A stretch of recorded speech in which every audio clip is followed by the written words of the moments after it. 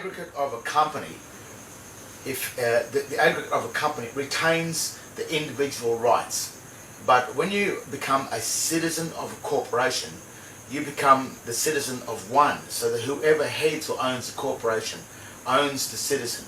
But whereas the company, the aggregate or the people of the company have full directive power still over the registrar general of that company.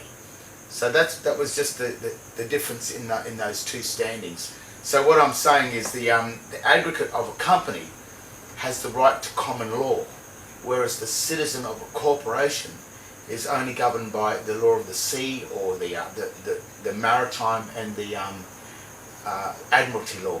Now and just to top that off, to be very careful about those two laws. Maritime is the law of ships on the sea, so that's the engagement of ships, so that's the engagement of companies onto each other and ships. But admiralty law is the law of the ship that sits on the sea. So even when that ship comes into dry dock, the persons or the crew members on that ship are still governed by the admiralty law of the ship. Even though the ship might be sitting on the dry land and subject to common law, those who are in the ship are still subject to the corporate law or the admiralty law of that ship. So a lot of people do say that our governments have been corporatized. This may, in fact, I'll get you to clarify, but my question is, this comes back to the issue once again of de jure and de facto. Yeah. Is that what you're driving at? Yes. De jure is the aggregate of a company.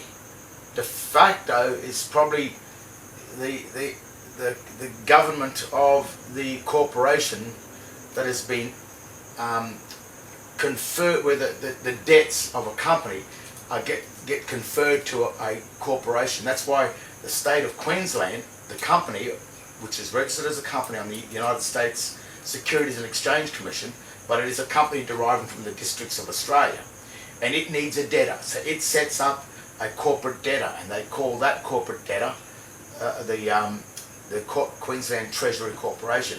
And what that does then, it is promised to pay the debts of the state of Queensland.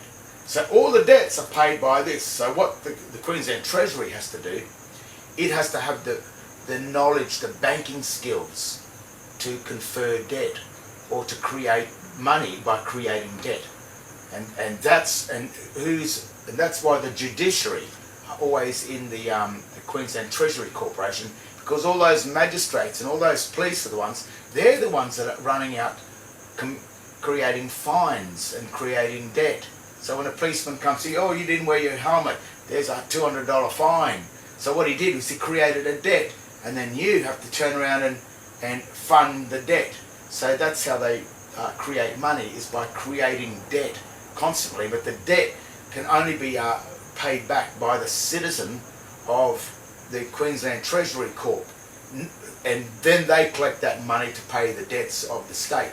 But mind you, if we've left the state of Queensland and we're all over as citizens of the corporations, such as the Queensland government and the councils, the police, all of those sort of bodies which are more tentacles of the debtor, if we're in there somewhere, we are just the slave debtors of the corporation. But the only thing that changes from the creditor to the debtor is a grammatical deception. That's that thing on that name on the driver license. It's really what it really is, and it's probably what I'm worried about being shot about, is that the name it's a ledger. It's not a name, it's a ledger. The funniest part about the word ledger is, first, it derives from a lie. Because when you're dead, you're lying down. Lying down. You don't stand up in a coffin, last time I checked. You're always facing the rising sun, the morn to mourn the sun. I mean, it is really, it's very mystical. But the other meaning of ledger, plus the other two, but the first one, it's also the bait on a hook. So when you look at the driver license and you see the all uppercase text, it's actually a dead ledger text, which is the stuff that's found on a tombstone. Well, it is, not only does it derive from a lie, from lying down, but it's a physical lie, which is not the truth. And then it is the bait on a hook. And then it goes further that it is the slab on a tombstone. The slab that sits on top of a tombstone is also a ledger. So it's, and then to top it off, it's the debt part of an account. You recently filmed something in a cemetery. You're talking about something I did in the cemetery, because there's other good footage that I may put up later with the arrest of the some arrests, because these are usually going whenever I'm getting an encounter with the so-called Queensland police, really the Unidroid, the United Nations Unidroid dogs. That's what they are in symbolism form.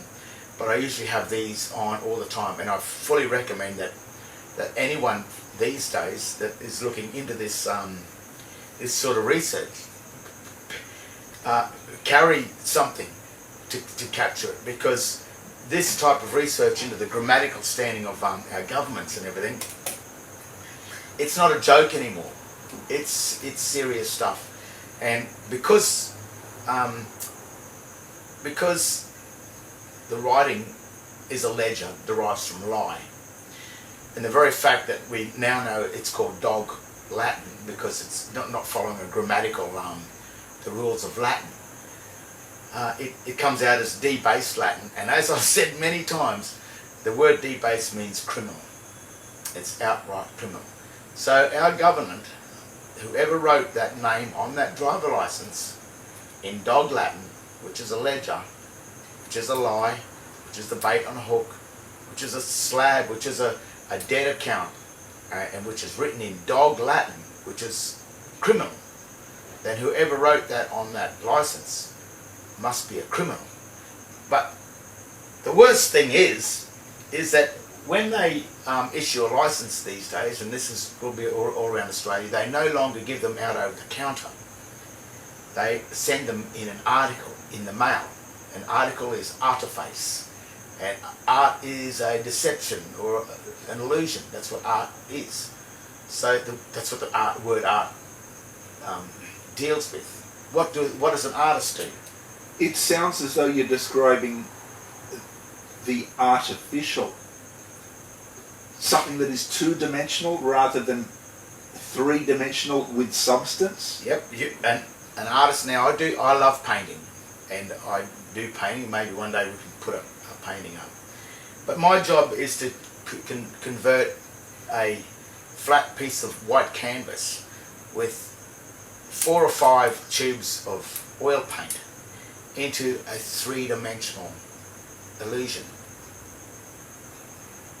And that's it. Because a painting, it's not three-dimensional. It is still just paint on some rag. No matter what it is paint on a rag. But the